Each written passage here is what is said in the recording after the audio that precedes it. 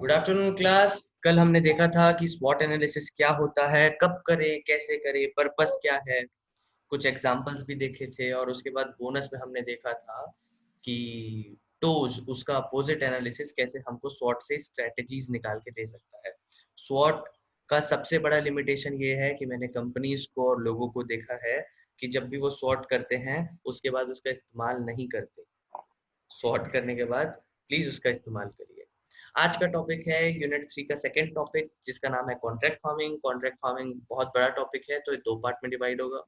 आज हम basic advantage limitations तक देखेंगे और कल हम टाइप्स चालू करेंगे कॉन्ट्रैक्ट फार्मिंग की। किस किस तरह के मॉडल्स हैं। एडगर ने और डेल ने बहुत अच्छा मॉडल दिया था 5 पॉइंट्स का। उसके अलावा कुछ भारत के पर्सनलाइज्ड कॉन्ट्रैक्ट फार्मिंग मॉडल्स हैं, तो उसकी वृहद चर्चा में समय लग जाता है, इसलिए मैंने कॉन्ट्रैक्ट फार्मिंग को दो पार्ट में डिवाइड कर लिया।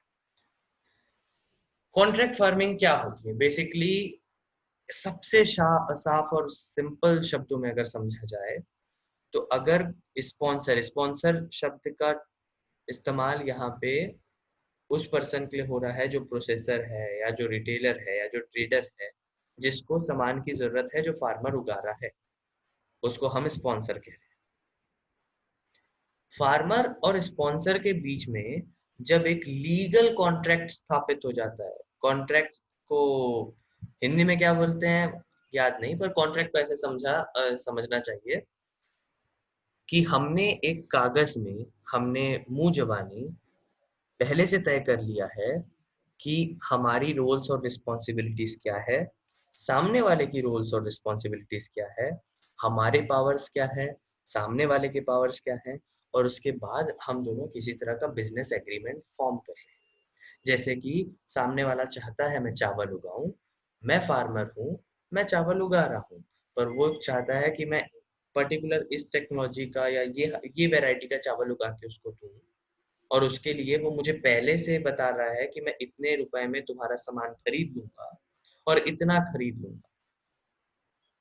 तो इस पूरे प्रोसेस को बोलते हैं कॉन्ट्रैक्ट मतलब कॉन्ट्रैक्ट फॉर्मेशन। और इस तरह से जो फार्मिंग की जाती है पहले से तय करके कि मेरे को क्या उगाना है, कितना उगाना है, कैसे उगाना है और कौन खरीदेगा, तो इस फार्मिंग को बोलते हैं कॉन्ट्रैक्ट फार्मिंग। डेफिनेशन में समझे तो contract farming can be defined as an agreement. Agreement मतलब समझौता आपस में। एज एन एग्रीमेंट जो कि फार्मर और प्रोसेसिंग या मार्केटिंग फर्म के बीच में होता है। एक ऐसा एग्रीमेंट जो कि फार्मर या प्रोसेसिंग या मार्केटिंग फर्म के बीच में होता है प्रोडक्शन के लिए और सप्लाई के लिए एग्रीकल्चरल प्रोडक्ट्स का, जो कि फॉरवर्ड हो, मतलब फ्यूचर में हो। आज अभी मैंने उगा नहीं लिया चावल, पर फ्यूचर में जब मैं चावल उगा रहा हूँ उसके लिए अभी से एग्रीमेंट हो गया। और फ्रीक्वेंटली ज्यादातर पहले से डिटरमाइंड प्राइसेस पे। कोई फर्क नहीं पड़ता कि उगाने के बाद मेरा चावल बाहर 500 रुपए ज्यादा में बिक रहा है, पर मैं नहीं बेच सकता क्योंकि मैं कॉन्ट्रैक्ट में हूँ। और कोई फर्क नहीं पड़ता कि यही चावल मार्केट में फ्यूचर में 500 रुपए कम में मिल रहा है। अगर स्पॉन्सर ने कॉन्ट्रैक्ट बना लिया है तो उसको मेरे पास से उन्हीं रुपयों में खरीदना पड़ेगा जितने रुपयों में हमारी बात हुई थी। डिटेल में समझेंगे तो कॉन्ट्रैक्ट फार्मिंग एक टूल है, एक मार्केटिंग टूल है, एक इनोवेटिव टूल है, एक लीगल अप्रोच है, ताकि जो फ्यूचर में प्राइस फ्लक्चुएशन होता है। फार्मिंग का सबसे बड़ा दिक्कत यही है कि अगर सब लोग, अगर इस बार पैदावार बहुत अच्छी हुई है तो फ्यूचर में मतलब जब हार्वेस्ट होगा तो प्राइसेस गिर जाएंगे और मुझे उतना पैसा नहीं मिलेगा। अगर पैदावार अच्छी नहीं हुई है तो प्राइसेस बढ़ जाएंगे, पर पैदावार अच्छी नहीं हुई क्योंकि हमारे पास बहुआयात में फार्मर्स हैं, तो ये प्रॉब्लम बहुत सामने है। और इस प्रॉब्लम को डील करने के लिए ये एक बहुत अच्छा मार्केटिंग टूल है, जिससे कि जिसको ज़रूरत है और जो उगा रहा है वो पहले से एक तरह के कॉन्ट्रैक्ट में आ जाते हैं, एक तरह के किराएनामा टाइप के एग्रीमेंट में बंध जाते हैं कि इतनी चीज इतनी मात्रा में इस तरह की मुझे चाहिए। अगर तुम मुझे दोगे तो आज से 4 महीने बाद मैं खरीद लूंगा और इतना खरीदूंगा और इतने रुपए में खरीदूंगा। एडवांटेजेस क्या है कॉन्ट्रैक्ट फार्मिंग के? कॉन्ट्रैक्ट फार्मिंग के जो सबसे बेसिक एडवांटेज है कि इनपुट और प्रोडक्शन सर्विस मिल जाता है स्पॉन्सर की तरफ से। कई बार स्पॉन्सर बोलता है कि ये लो बीज, इस बीज को उगाना है, और मैं बीच बीच में आके तुमको, मेरे साइंटिस्ट लोग आएंगे और बताएंगे कि ये सही हो रहा है, ये गलत हो रहा है, आप ये डाल दो, ये कर लो। तो इनपुट और प्रोडक्शन सर्विस जो कई बार फार्मर्स को समय पे नहीं मिल पाती और जिसकी वजह से क्रॉप फेल हो जाते हैं, वो समय पे मिल जाती है। कई बार जो लोन्स हैं वो स्पॉन्सर्स पहले से दे देते हैं एडवांस के तौर पे। अगर मैंने आज से अगर मैंने 5 लाख का कॉन्ट्रैक्ट बनाया किसी फार्मर के साथ कि मैं इतना प्रोडक्ट 5 लाख में खरीद लूंगा, तो मैं 5 लाख का कुछ एडवांस उसको लोन की तरह दे रहा हूँ। तो मेरे को लोन, तो फार्मर को लोन के लिए भटकना नहीं पड़ रहा इधर उधर, और उसको लोन वही दे रहा है जो उगा रहा है। तो दोनों का इंटरेस्ट अलाइंड है, वो भी चाहता है मेरे पैसे से प्रोडक्टिविटी हो, फार्मर भी चाहता है उसके पैसे से प्रोडक्टिविटी। दूसरा, फार्मर्स का जो प्राइस रिस्क होता है, वही जो मैंने कहा, फ्यूचर का जो प्राइस रिस्क होता है मार्केट और मंडीज का, वो कम हो जाता है, क्योंकि आपने प्राइसेस अब पहले से तय कर लिया है कि इसकी इन्हीं कीमतों में बिकेगा और इन्हीं कीमतों में बिकता है। तीसरा, कॉन्ट्रैक्ट फार्मिंग से ऐसे नए मार्केट्स ओपन अप हो जाते हैं जो पहले स्मॉल फार्मर्स के पास नहीं है। जैसे मान लो मेरे पास सिर्फ 1 एकड़ की खेती है, मैं जानता हूँ तुलसी बहुत अच्छी बिकती है मार्केट में, बहुत महंगी बिकती है, पर तुलसी का मार्केट है नहीं, तुलसी मंडी में कोई खरीदने नहीं आता। तुलसी के लिए मुझे पहले से फॉरवर्ड मार्केट बनाना पड़ेगा। तो जो पतंजलि, डाबर टाइप की जो आयुर्वेदिक कंपनीज हैं जो एसेंशियल ऑयल्स बनाती हैं, ये कंपनियां छोटे फार्मर्स को तुलसी का कॉन्ट्रैक्ट देती हैं, जो कि बहुत महंगी बिकती है, जो कि वो अ, चावल और धान और बाकी ग्रेन से नहीं निकाल सकते उतना पैसा। तो इस तरह के नए मार्केट्स ओपन अप हो जाते हैं कई बार कॉन्ट्रैक्ट फार्मिंग से, जो छोटे फार्मर्स के पास अवेलेबल नहीं होते अगर कॉन्ट्रैक्ट फार्मिंग नहीं होता। प्रॉब्लम्स क्या है फार्मर्स के? कई बार सप्लायर जो है, कई बार स्पॉन्सर जो है वो कॉन्ट्रैक्ट में डिफॉल्ट कर जाता है। आपको पता होना चाहिए कि 2004 में एसेंशियल कमोडिटीज एक्ट आया, उसके पहले ये जो कॉन्ट्रैक्ट फार्मिंग थी ये लीगलाइज्ड नहीं थी, मतलब लीगल परव्यू में नहीं थी। किसी को नहीं पता था कि अगर कोई धोखा दे दिया, कोई डिफॉल्ट कर गया, तो किसके पास जाना है। लीगल मैकेनिज्म क्या है? कॉन्ट्रैक्ट का पूरा बेस है कि कोई ना कोई तय करेगा कि ये सही हो रहा है कि नहीं हो रहा है, पर 2004 के पहले ये नहीं था। 2004 में एसेंशियल कमोडिटीज एक्ट आया, एपीएमसी एक्ट आया, और एपीएमसी एक्ट के अंदर हमने बोल दिया कि हाँ हाँ हाँ, ये जो मंडी है, ये जो मंडी है ये कॉन्ट्रैक्ट फार्मिंग को देख लेगी, रेगुलेट कर लेगी, अ, और फार्मर जो है वो कहीं और से कॉन्ट्रैक्ट नहीं बना सकता। और ये भारत की सबसे बड़ी दुविधा थी कि मैं उगा रहा हूँ और मैं अपनी मनचाही जगह पे अपना प्रोडक्ट नहीं बेच सकता। क्यों नहीं बेच सकता? क्योंकि किसी पॉलिसी ने बोल दिया है कि जो तुम्हारी मंडी है तुम बस वहीं बेच सकते हो। भले मेरे पास दूसरी मंडी है जो पास में है, पर मैं वहां भी नहीं बेच सकता। जिस मंडी के अंदर मैं आता हूँ सिर्फ वहीं बेच सकता हूँ। इस पे हम बाद पे चर्चा करेंगे। दूसरा प्रॉब्लम जो है वो है मोनोपोली का। अगर कोई फार्मर, अगर कोई कंपनी जो कि अच्छे कॉन्ट्रैक्ट्स देती है सिर्फ वही है मार्केट में और कोई कंपटीशन नहीं है, तो वो फार्मर्स को एक्सप्लॉइट कर सकती है। कैसे? वो जो चीज ज्यादा में बिकती है उस चीज को कम दाम में खरीद सकती है। जैसे कि उत्तराखंड में एक बहुत बड़ा हर्ब प्लांटेशन, वहाँ पे ये इसी तरह के तुलसी और बाकी तरह के हर्ब्स जिनसे ऑयल्स निकलते हैं, उनको बहुत बड़ी मात्रा में लगाया जाता है, रोजमेरी वगैरह। पर जो कंपनी है जिनके साथ कॉन्ट्रैक्ट है, वो कंपनी उनको देती है 14 रुपए किलो या 15 रुपए किलो के हिसाब से, जबकि उसकी मार्केट कीमत जो है ऑयल निकलने की नहीं, बेसिक मार्केट कीमत की, वो बाहर कहीं बिके तो 60 रुपए या 70 रुपए किलो पे। पर क्योंकि कोई कंपटीशन नहीं है और क्योंकि छोटे फार्मर्स खुद से बाहर नहीं जा सकते किसी के पास बेचने, कोई उनसे 50-100 किलो नहीं लेगा, उनको बड़े बड़े कंसाइनमेंट्स चाहिए रहते हैं ऑर्डर फुलफिल करने को। तो ये जो बड़ी कंपनी है, क्योंकि ये इकलौती है, फार्मर्स के पास चॉइसेस नहीं है। और फार्मर्स इससे पहले गन्ना उगा रहे थे जो 3 रुपए किलो में बिक रहा था, और अब वो एक हब उगा रहे हैं जो जल्दी उग जा रहा है, जिसमें उतनी मेहनत नहीं है, जिसमें पानी नहीं लग रहा है, उनको 14 रुपए मिल रहा है, तो उनको उतना बुरा नहीं लग रहा। पर ये एक्सप्लॉइटेशन है, क्योंकि जो ट्रेडर है वो करीब 50 या 60 रुपए का मार्जिन खा रहा है जो फार्मर को मिल सकता है, जिससे शायद उनका बच्चा पढ़ने जा सकता था, या जो उनकी बेसिक दिन की जरूरतें होती हैं वो पूरी हो सकती है। दूसरा प्रॉब्लम है कि अनरिलायबल होते हैं कई बार हम जिनके साथ कॉन्ट्रैक्ट बना रहे हैं उन पे हम रिलाय नहीं कर सकते, क्योंकि उन्होंने आज तो बोल दिया कि हम इतना सामान खरीदेंगे इतने रुपए में, पर फिर खरीदने के समय बोल दिया कि नहीं नहीं, मार्केट थोड़ा डाउन चला गया है तो हम इतना ही खरीदेंगे, हमने एक्स अमाउंट बोला था, अब हम सिर्फ वाई अमाउंट खरीदेंगे तुमसे। तो मैं बाकी बचे अमाउंट का क्या करूंगा? क्योंकि लीगैलिटी नहीं थी कॉन्ट्रैक्ट्स में, क्योंकि जो कॉन्ट्रैक्ट है वो कॉन्करेंट सब्जेक्ट है, मतलब कि जो स्टेट और सेंटर दोनों देखता है, दोनों अपना अपना देखते हैं। और जो एग्रीकल्चर है वो स्टेट सब्जेक्ट है, मतलब कि उसमें सेंटर का कोई हाथ नहीं रहता है, स्टेट बनाता है। तो इन दोनों के मिक्स की वजह से लीगैलिटी तय नहीं हो पा रही थी कॉन्ट्रैक्ट्स की, और ये मोनोपोली और अनरिलायबल और डिफॉल्ट के केसेस ज्यादा हो रहे थे, और इसलिए कॉन्ट्रैक्ट फार्मिंग भारत में उतनी सक्सेसफुल नहीं थी, जितनी भी थी अच्छी चल रही थी, पर एक व्यापक स्केल में जैसी हमको दिखनी चाहिए थी वैसी नहीं दिखी।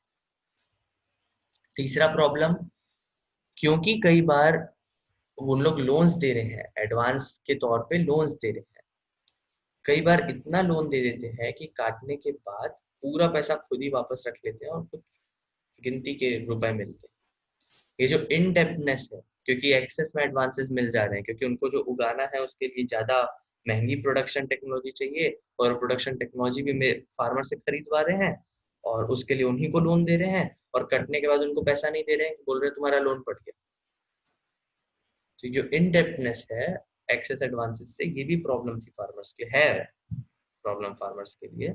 और दूसरा है प्रोडक्शन प्रॉब्लम्स। हो सकता है कि बिकॉज एग्रीकल्चर है, नॉर्मल बिजनेस नहीं है, ये हमने पहली क्लास में स्थापित कर लिया कि ये नॉर्मल बिजनेस की तरह नहीं है, फार्म एक अलग तरीके का बिजनेस है, हाई रिस्क लो रिटर्न बिजनेस है। तो अगर कोई वेदर प्रॉब्लम आ गई जिससे प्रोडक्शन में प्रॉब्लम आ गया, तो जो पैसा मेरे को इस क्वालिटी के लिए मिलना था, मैं उस क्वालिटी का नहीं उगा पाया हूँ सामान, और इसलिए वो सामने वाला नहीं खरीद रहा, क्योंकि वो कॉन्ट्रैक्ट में था कि मेरे को इसमें खरीदना है, पर वो नहीं खरीद रहा क्योंकि मैं उस तरह का नहीं उगा पाया हूँ, क्योंकि भगवान नहीं चाहता था कि बारिश समय पे हो। अब हम देखेंगे कि स्पॉन्सर्स के लिए एडवांटेजेस क्या है। कॉन्ट्रैक्ट फार्मिंग की वजह से जो दूसरे लिंकेजेस है वो फिजिबल हो जाते हैं। अगर मेरे को जूस बनाना है टमाटर का, तो मेरे को टमाटर की खेती करने की जरूरत नहीं, मैं ऐसे लोगों को ढूंढ सकता हूँ जो टमाटर की खेती करें, और जो मेरा पूरा ऑपरेशन कॉस्ट है, मैं खुद जमीन खरीदता, खेती करवाता, खेती करता, तो कॉस्ट बढ़ जाता है। क्योंकि अब मैं ऐसे लोगों के साथ कॉन्ट्रैक्ट बना सकता हूँ जो टमाटर उगा रहे हैं, उगाएंगे, और उनसे टमाटर ले सकता हूँ, उनका जूस बना सकता हूँ। तो मेरा जो लिंकेज है, आगे का लिंकेज, वो इकोनॉमिकली फिजिबल हो चुका है, वो अब ज्यादा ज्यादा कॉस्टली नहीं है, और मेरे को पुराना है, फिजिबल होना मतलब पुराना। ओवरकम लैंड कंस्ट्रेंट, हर कोई लैंड नहीं खरीद सकता। अगर आप में से कोई चाहता है कि सर एप्पल जैम में मोनोपोली बहुत है, वो एक ही कंपनी है जो ग्लास के जार पे एप्पल जैम देती है, और एप्पल जैम कोई नहीं देता, मैं चाहता हूँ कि मैं एप्पल का जैम बनाऊं और बेचूं, तो ठीक है एप्पल का जैम बना, पर एप्पल को उगाने के लिए तेरे पास जमीन नहीं है। ये जो लैंड कंस्ट्रेंट है प्रोसेसर्स के, ट्रेडर्स के, इनको ओवरकम करने में मदद करता है। मेरे को अब जो एप्पल है वो किसी और से नहीं खरीदना, जाके मंडी से जाके नहीं खरीदना है कहीं की, मेरे पास अपने पर्सनल फार्मर्स हैं जो मेरे को इस ग्रेड का एप्पल इस समय तक पहुंचा देंगे। तो मेरे को लैंड खरीदने की जरूरत नहीं है। तो जो लैंड का कंस्ट्रेंट था, जो कि शायद स्वॉट एनालिसिस के टर्म में बोले तो वीकनेस हो जाता, कमजोरी हो जाता, या खतरा हो जाता फ्यूचर में, ये ओवरकम करने में मदद करता है। प्रोडक्शन रिलायबल है ओपन मार्केट से, बिल्कुल, क्योंकि अगर मेरे को मान लो 100 टन चाहिए कोई एक सामान, और मार्केट में इस बार वही क्रॉप फेलियर हो गया और 100 टन की जगह 10 टन आया, तो मेरा पूरा बिजनेस फेल हो जाएगा। पर अगर मैं फार्मर्स के साथ कॉन्ट्रैक्ट बना रहा हूँ, तो जो प्रोडक्शन है मेरे को उसके बारे में पूरी जानकारी है, और वो मेरे को उतनी क्वांटिटी में मिलेगा जितना मैं चाहता हूँ, ये भी मुझे पता है। ज्यादा रिलायबल है वो ओपन मार्केट से, और क्वालिटी कंसिस्टेंट है। ऐसा नहीं है मुझे मिक्स्ड क्वालिटी के प्रोडक्ट मिलेंगे, मैं जिस क्वालिटी का प्रोडक्ट चाहता हूँ मेरे को उस क्वालिटी के प्रोडक्ट मिलेंगे। स्पॉन्सर्स की दिक्कतें वही दिक्कतें जो फार्मर्स को आती हैं, पर अलग ढंग से। कई बार फार्मर डिफॉल्ट कर देते हैं। फार्मर बोलते हैं कि मैं इतने रुपए में ये चीज बेचूंगा तुमको, पर वो नहीं बेचते, या वो नहीं उगाते, या इन्वायरमेंट की वजह से उनका उग ही नहीं पाता, वो नहीं दे पाते। फार्मर्स की तरफ से डिफॉल्ट हो जाता है। दूसरा, इन्वायरमेंटल रिस्क जो है फार्मर का, वो स्पॉन्सर की तरफ ट्रांसफर हो गया। तो स्पॉन्सर्स को अब एक नया रिस्क भी उठाना पड़ रहा है, जो कि है कि भगवान इस बार पानी अच्छा कर देना। ये अब सिर्फ फार्मर की विनती नहीं है, ये अब स्पॉन्सर की भी विनती है। तो इन्वायरमेंटल रिस्क की वजह से उसका कॉस्ट थोड़ा सा बढ़ जाता है स्पॉन्सर का। अगर कॉन्ट्रैक्ट का मैनेजमेंट अच्छा नहीं है, अगर मैं सर्विसेज और सीड्स दे रहा हूँ पर मेरा मैनेजमेंट अच्छा नहीं है, फार्मर्स के साथ मैंने अच्छा कंसल्टेशन नहीं बिठाया, मैंने अच्छा रेपो नहीं बनाया फार्मर्स और विलेजर्स के साथ, तो फार्मर्स डिसकंटेंट हो जाएंगे वो, और अगली बार मेरे साथ कॉन्ट्रैक्ट नहीं बनाना चाहेंगे। और क्योंकि फार्मर भी हम जैसे नॉर्मल लोग होते हैं, और उन लोग भी अपना अच्छा बुरा देखते हैं, तो कई बार जब मैंने उनको जिस पर्पस के लिए क्रेडिट दिया है, मैंने मान लो बोला कि ये लो ये पैसा, और इसे तुम ये दवाई खरीद लेना और इस दवाई को छिड़क देना। फार्मर हो सकता है उसको अपनी किसी और क्रॉप में लगा दे, या उस पैसे से घर की किसी की शादी कर दे, या अपना घर पक्का कर ले। क्रेडिट डाइवर्जन बहुत होता है फार्मिंग में, और ये स्पॉन्सर्स की बहुत बड़ी प्रॉब्लम है। तंजानिया में शायद, तंजानिया या इंडोनेशिया में एक बहुत बड़ी कंपनी ने अपना चाय के बागान बंद कर दिए थे इसी वजह से, कॉन्ट्रैक्ट फार्मिंग में देना। क्योंकि जो फार्मर्स थे वो दिया हुआ पैसा अलग अलग जगहों में या दूसरे जो क्रॉप उगा रहे थे उसमें यूज करते थे, और इसलिए इनको क्वालिटी नहीं मिल पा रही थी जिस क्वालिटी के लिए ये पैसा दे रहे, और इस वजह से ईल्ड कम होता था, ईल्ड कम होता था तो स्पॉन्सर्स को तकलीफ होती थी। टाइप्स ऑफ कॉन्ट्रैक्ट फार्मिंग जैसे कि मैंने बोला हम कल करेंगे, पर आज हम टाइप्स ऑफ कॉन्ट्रैक्ट फार्मिंग का एक बेसिक स्वरूप देखेंगे। तीन तरह के कॉन्ट्रैक्ट फार्मिंग होते हैं सबसे बेसिक सेंस में। पहला है मार्केट स्पेसिफिकेशन। कॉन्ट्रैक्ट में ये तय है कि इतनी कीमत होगी, ये क्वालिटी होगी, और इस समय तक मिलेगा, और दोनों पार्टीज इस कंडीशन से बंधी है कि इतनी कीमत में खरीदूंगा, यही क्वालिटी वाला खरीदूंगा, और इस समय मैं खरीद लूंगा। और ये हमेशा हार्वेस्ट के कटाई के पहले किया जाता है। तो प्री हार्वेस्ट एग्रीमेंट है, दोनों पार्टीज एक कंडीशन को मान रही है, और प्राइस, क्वालिटी, टाइमिंग, कीमत, और समय, और किस तरह का वो प्रोडक्ट है, ये सब पहले से कॉन्ट्रैक्ट में तय है, जो कि हम दोनों को एग्रीमेंट, जो हम दोनों को बाइंड करके रखा है, स्पॉन्सर्स को भी फार्मर्स को भी। दूसरा है resource providing. Resource providing contract वैसे होते हैं जिसमें स्पॉन्सर्स ऑब्लाइज्ड हो जाता है। जैसे कि मान लो किसी स्पॉन्सर ने बोला कि नहीं मेरे को ये एकदम स्पेसिफिक एक्सोटिक प्रोडक्ट चाहिए, पर एक्सोटिक प्रोडक्ट यहाँ किसी फार्मर को उगाना नहीं आता, उसको यही चाहिए। तो वो उनको प्रोडक्शन सर्विसेज देगा, वो उनको इनपुट्स देगा, वो उनको एक्सटेंशन सर्विसेज देगा, एडवाइजरी देगा समय समय पे कि ये करो ये मत करो, उनको लोन देगा। और बदले में क्या कर रहा है, बदले में मार्केटिंग कर रहा है। जैसे कि हमने खेती वाला देखा था, तो खेती रिसोर्स प्रोवाइडिंग कॉन्ट्रैक्ट है, उन लोग कॉन्ट्रैक्ट नहीं बनाते हैं, ट्रस्ट पे बेस्ड है वो, पर वो रिसोर्स प्रोवाइडिंग कॉन्ट्रैक्ट मैकेनिज्म कि जो स्पॉन्सर है वो ऑब्लाइज्ड है कि वो उसको सामान दे रहा है, वो उसको एडवाइजरी दे रहा है, वो उसको लोन दे रहा है फार्मर को, और बदले में वो उसके प्रोडक्ट की मार्केटिंग कर रहा है। तीसरा तरह का कॉन्ट्रैक्ट होता है प्रोडक्शन मैनेजमेंट।